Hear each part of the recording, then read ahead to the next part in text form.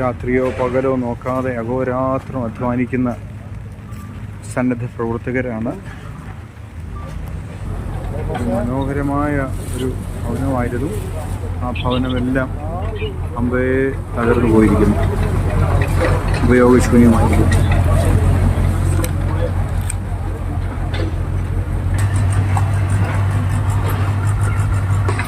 ആരോ അത്ര സ്നേഹിച്ച് വളർത്തിയിരുന്ന ഒരു വളർത്തുനായ ആരാരുമില്ലാതെ നടക്കുന്നു.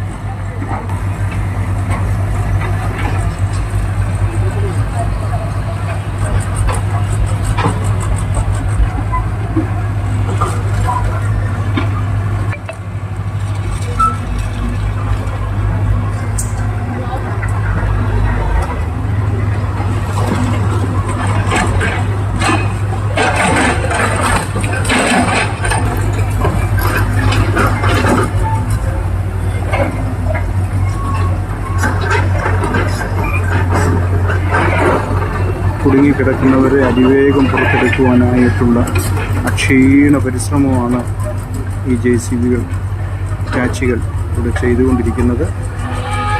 ഇവിടെ താമസിച്ച് കർത്താവിൻ്റെ വേല ചെയ്തുകൊണ്ടിരുന്ന സഖായി പാസ്റ്ററാണ്.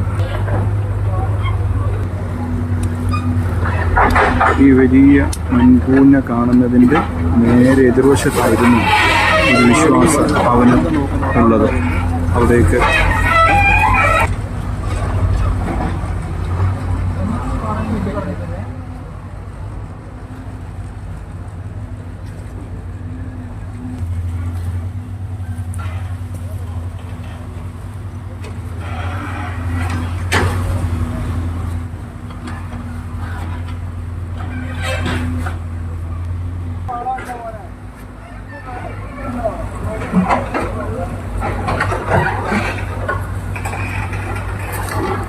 നൂറാൾ ഒരുമിച്ച് പിടിച്ചാൽ ഉരുളാത്ത നൂറുകണക്കിന് ആയിരക്കണക്കിന് കല്ലുകളാണ് ഇവിടെ വന്ന് അടിഞ്ഞുകൂടിയിരിക്കുന്നത്. തേച്ച് മടക്കി വെച്ചിരുന്ന ആരുടെയൊക്കെയോ വസ്ത്രങ്ങൾ ഉപയോഗശൂന്യമായ അന്തരീക്ഷത്തിൽ.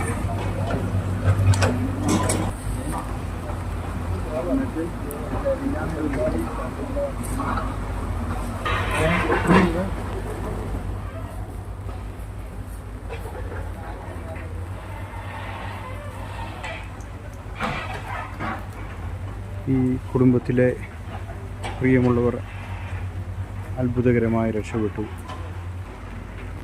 കുടുങ്ങിക്കിടക്കുന്നവരെ അത്ഭുതകരമായി രക്ഷപ്പെടുത്തുവാനായിട്ട് നോക്കുന്ന രക്ഷാപ്രവർത്തകർ.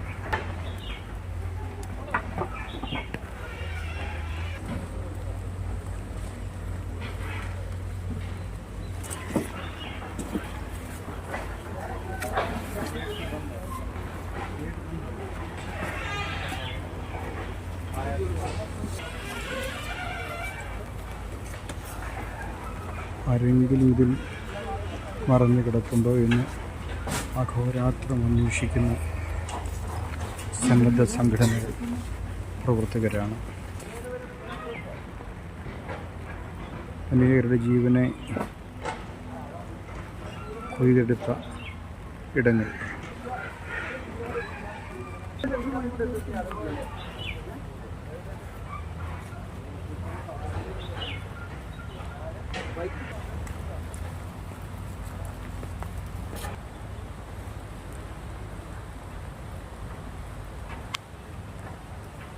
ശാന്തതയോടെ ഉറങ്ങിക്കിടന്നപ്പോൾ അനേകരുടെ ജീവനെ കൊയ്തെടുത്തു കൊണ്ടുപോയ ഇടങ്ങൾ.